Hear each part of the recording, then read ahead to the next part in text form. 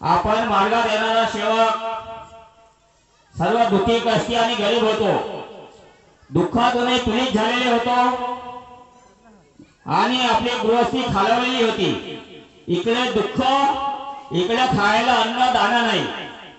हे सर्व सेवकांना इथं बसलेल्या सर्व सेवकांना अनुभव आहे, त्याच्यामधून मी पण आहे। खायला अन्न नाही, दाना नाही, दुःखातून पीडित त्रस्त, शेवटचा ऑक्सिजन म्हटलं तो परमात्मा सेवक।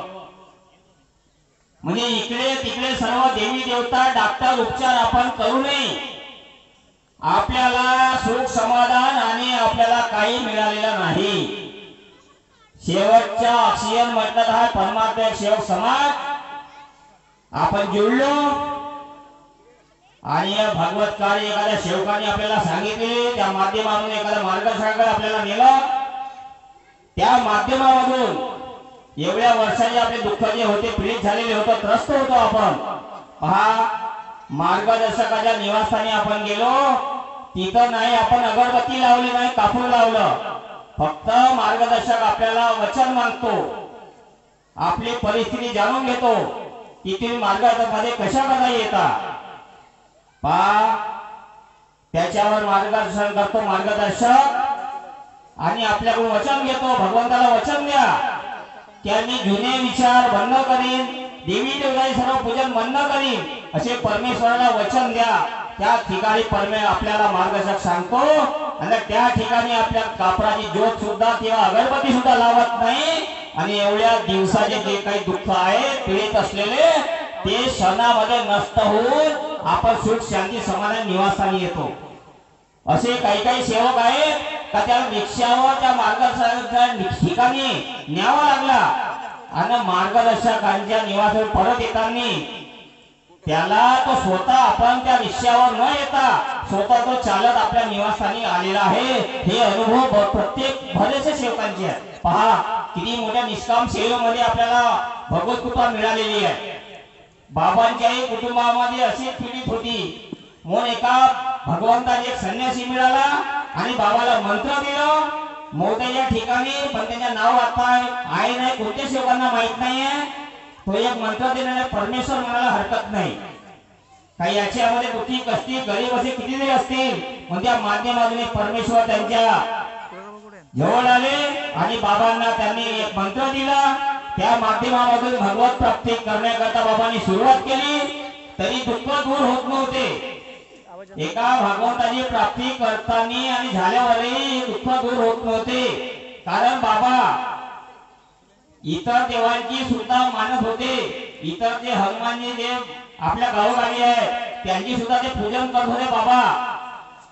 आता त्या माध्यमातून पण दुःख दूर होत नव्हते। बाबांच्या लक्षात आलं की मी एवढे देवी देवतांचे पुण्य केले, भगवंताची प्राप्ती केली, तर दुःख दूर का होत नाही।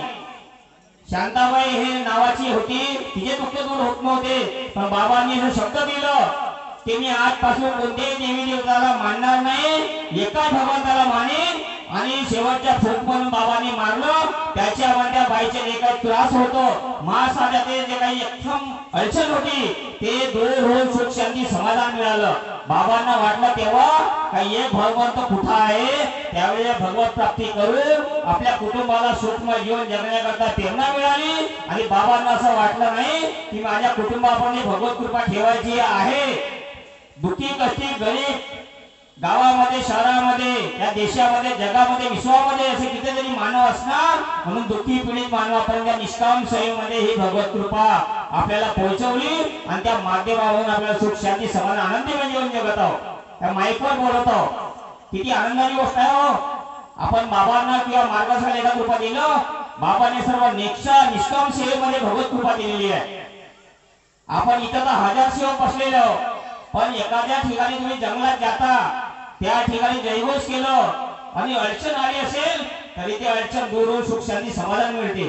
एवढी निष्काम सेवा कशी आहे, म्हणून चांगले गुण आपल्यामध्ये समाविष्ट करा आणि आनंदीमय जीवन जगण्याकरता प्रेरणा मिळाली पाहिजे। खरोखर आहे, सकाळी विनंती म्हणतो, सायंकाळी प्रार्थना म्हणतो, आणि बाबांना सर्व माहित होतं की हा मानव खूप चालाक आहे आणि हा काही गडबड करू शकतो, म्हणून बाबांनी या क्षमेच्या शब्द या मार्गामध्ये ठेवलेला आहे का क्षमा मागा ते दुःख दूर. पण नेहमी नेहमी आपण चुका केला आणि क्षमा मागले शक्य होणार नाही. अचानक होऊन गेले ते ठीक आहे. म्हणून पहा बोलणारे प्रवक्ते खूप आहेत, आपल्याला बोलायचे इकडे खूप आहे, पण काय वेळ खूप कमी आहे असे म्हणायला हरकत नाही आहे. बाबा तत्व 3 शब्दाच्या 5 नियमाच्या माध्यमामधून कंपाऊंड बनवून दिलेले आहे. त्या कंपाऊंडच्या बाहेर आपल्याला जाता येत नाही आणि त्या कंपाऊंडच्या बाहेर नाही गेलो आणि तत्वशब्द नियमाचे पालन केलं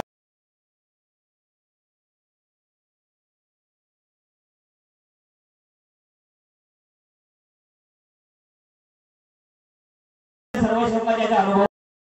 आवश्यकतेनुसार फुका मारा, तीर्थ बनवा.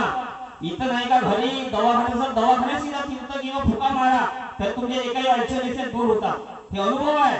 परमेश्वराला सांगा त्या ठिकाणी अडचण आलेली आहे बाबा हे दूर करा आणि त्याच ठिकाणी परमेश्वराच्या स्मरण करा, जयघोष करा आपल्या मनात, तर त्याच्यामध्ये यशोग आपल्याला मिळते. म्हणून आपण खरोखर आहे भगवत गुरु आपल्याला हे शिदोरी दिलेली आहे. हे शिदोरी आपली साठवणूक करा. आपला जीवन बिलकुल उज्ज्वल भविष्य येऊन जगण्याकरता आपल्या सर्व सेवकांनी प्रेरणा मिळालेली आहे. खूप धन्य आहे बाबांचे उपकार फेडू शकत नाही की समाज परमात्मा सेवक समाज बनवून दिलेला आहे. आज आम्ही तिकडे बाहेर गेलो, देवणीला गेलो, माझ्या लेवठवर तुम्हाला सांगतो शिरपूरच्या त्यामध्ये पूर्ण जंगल आहे. त्या जंगलाच्या पुढे कोणी दुसरा व्यक्ती जाऊ शकत नाही. पण सेवकांना म्हटलं तुम्हाला इथं प्रतिबंध राहता काही अडचण वाटते का? बिलकुल आम्हाला काही अडचण नाही म्हणे त्या सेवकांना. आणि मी आपल्या मुलाबाळासोबत त्या जंगलामध्ये गेलो तर त्यांनी माझा आदर सन्मान केला त्या देवच्या जंगलामध्ये. म्हणजे पहा अशी परिस्थिती म्हणजे सेवक आपल्या कुटुंबाचा व्यक्ती म्हणून आपल्याला आदर असे विचार आपण ठेवलो तर जीवनामध्ये कमी राहू शकत नाही. कोणी म्हणते मी बाबासोबत फिरलो, बाबासोबत दौरे केले, ठीक आहे ना बाबा आमच्या निवासस्थानी आले, पण महान ते की बाबा तुम्ही विचार करून तुम्ही आत्मसात करा. पास होण्याला बाबा सारखे आपण बनू शकत नाही, पण पास होण्याने आपले विचार आत्मसात करा आणि दुसऱ्यालाही जागवा आणि आपणही जागवा आणि तत्पर शब्द नियमाचे पालन करा आणि आपलं सुखमय जीवन जगा. पहा या ठिकाणी